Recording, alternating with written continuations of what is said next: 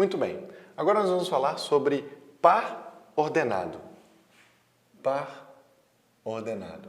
Vocês já devem ter percebido que eu gosto muito de analisar as palavras para tentar entender o que elas significam, certo? É uma maneira que eu utilizo para lembrar do que aquilo significa, certo? Como é que eu vou lembrar o que significa intervalos reais? Eu gosto simplesmente de ler. Bom, intervalo se refere a uma coisa que tem um começo e um fim. Reais se refere ao conjunto dos números reais. Legal. Quando eu faço isso, eu consigo lembrar. Reta real, mesma coisa. Uma reta, bom, legal. E real porque ela representa os números reais. Essas são maneiras de a gente conseguir lembrar no meio de um branco, no meio de uma situação onde eu preciso recorrer àquele raciocínio. E é muito importante que a gente tenha mecanismos de retomar esse raciocínio para que a coisa fique mais imediata e a gente possa entender como é que a nossa cabeça funciona. Ok? Legal. Par ordenado também não é diferente, certo? Quando eu falo de par, o que eu lembro com par? Eu lembro de alguma coisa que tem dois, certo? O par, ele tem um companheiro.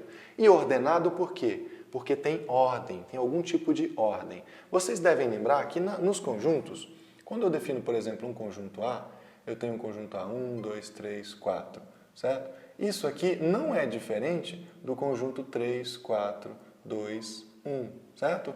Para os conjuntos, basta eu saber que eles estão listados, que os elementos existem. O par ordenado é um pouquinho diferente disso. Quando eu defino um par ordenado, eu defino um elemento x, um elemento y, certo? Portanto, um par. Eu coloco isto entre parênteses, certo? E a ordem importa. O que significa isso? Significa que x, ponto e vírgula y é diferente de y, ponto e vírgula x.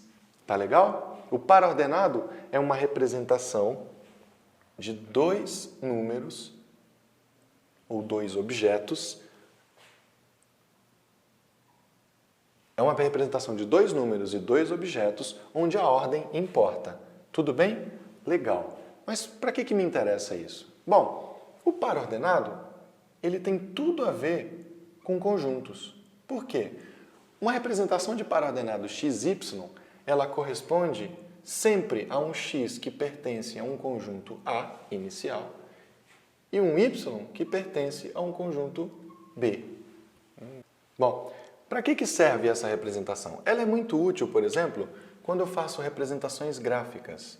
Nós vamos estudar em funções representações gráficas que usam muito o conceito de par ordenado, certo? Vamos lá. Então, quando eu tenho um par ordenado, representações gráficas. Legal. Então, eu vou desenhar aqui um gráfico que ele vai ter duas retas reais.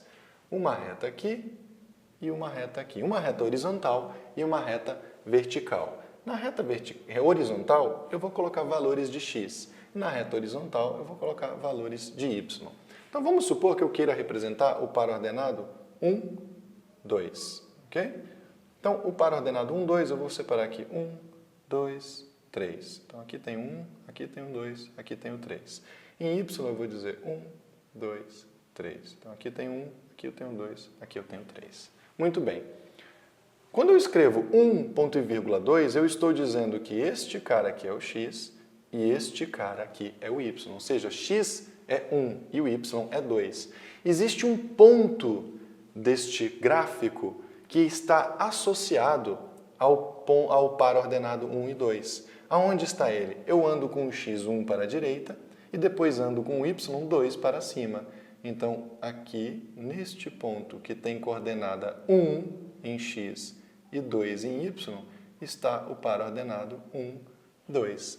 Nós podemos observar facilmente que o par ordenado 2, 1 é diferente. Como que eu posso visualizar isso? O par ordenado 2 em x está aqui, 1 em y está aqui.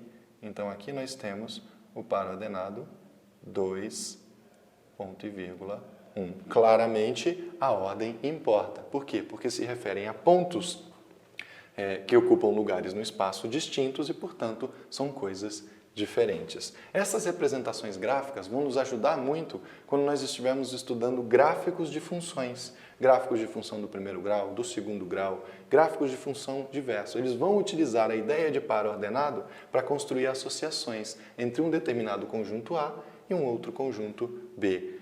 Nós vamos estudar as relações entre conjuntos. Quando eu tenho um conjunto A e um conjunto B, né, vamos supor que eu tenha aqui associado ao ponto 1, um determinado ponto que é o 2. Associado ao ponto 3, eu tenho associado a ele um outro ponto que é, vamos supor, o 7. E associado ao ponto 5, eu tenho um outro ponto que é, por exemplo, o menos 3. Certo? Então, eu consigo criar pares ordenados que representam essas associações.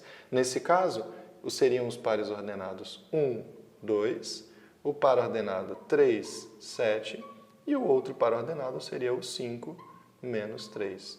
Esses pares ordenados denotam a relação entre um conjunto A de elementos e um conjunto B com outros elementos.